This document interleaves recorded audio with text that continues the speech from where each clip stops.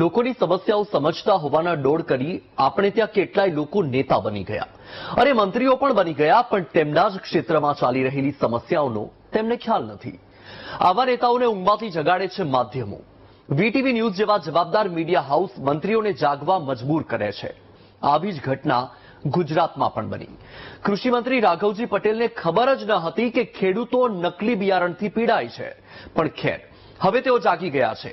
તેથી તેઓ સમજી રહ્યા છે કે નકલી બિયારણ જેવી સમસ્યા છે.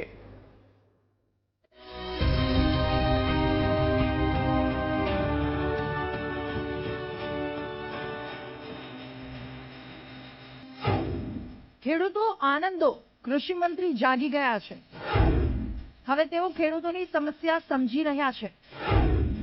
નકલી બિયારણ વેચનારા સામે થશે કાર્યવાહી.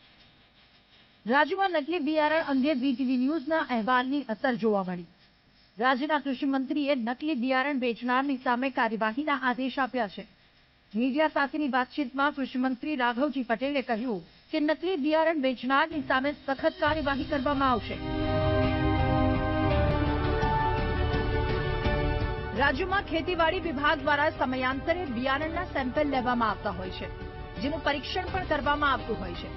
કૃષિમંત્રીએ ઉમેર્યું કે નકલી બિયારણ મામલે જે કોઈ પણ દોષિત હશે એમના વિરુદ્ધ કાર્યવાહી કરવામાં આવશે.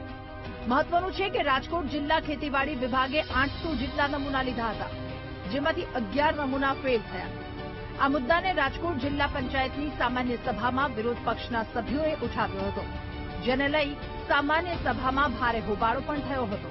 હવે કૃષિમંત્રીએ તપાસના આદેશ આપ્યા છે. રાજ્યના ખેતીવાડી ખાતા દ્વારા નિયમિત ચકાસણી થતી હોય છે અને જે કોઈ ફરિયાદો આવે છે એના ત્વરિત નિરાકરણ માટેની કાર્યવાહી પણ કરવામાં આવતી હોય છે. કોઈ બિયારણમાં કોઈ પણ પ્રકારની છેતરપિંડી કે ભેળસેળ એવા કોઈ પ્રશ્નો છે તો એની સામે કડક કાર્યવાહી રાજ્ય સરકાર કરશે. જો કે વિવાદના મૂળ તો ત્યારે રોપાયા જ્યારે કૃષિમંત્રી રાઘવજી પટેલે વિવાદિત નિવેદન આપ્યું. એમણે ગુજરાતમાં નકલી બિયારણના બેરોકટોક ચાલતા વેપલા અંગે અજાણ હોવાની વાત કરી. કૃષિ ક્ષેત્રમાં ચાલતા કૌભાંડની કૃષિમંત્રીને જાણ ન હતી.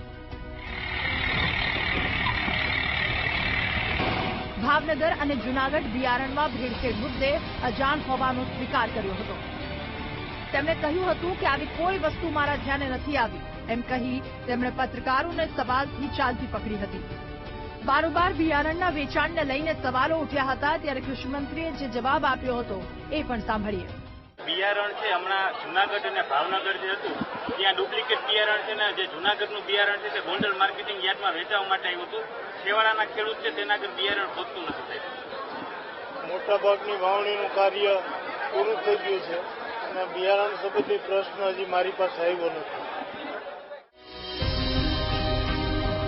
મહત્વનું છે કે થોડા દિવસો પહેલા જૂનાગઢના ભેસાણમાં સરકારી બિયારણને બારોબાર વેચી દેવાનું કૌભાંડ સામે આવ્યું હતું. ખોડિયાર એન્ટરપ્રાઇઝમાંથી મગફળીના બિયારણને બારોબાર વેચી દેવાના કારસ્તાનનો ભાંડાફોડ થયો હતો.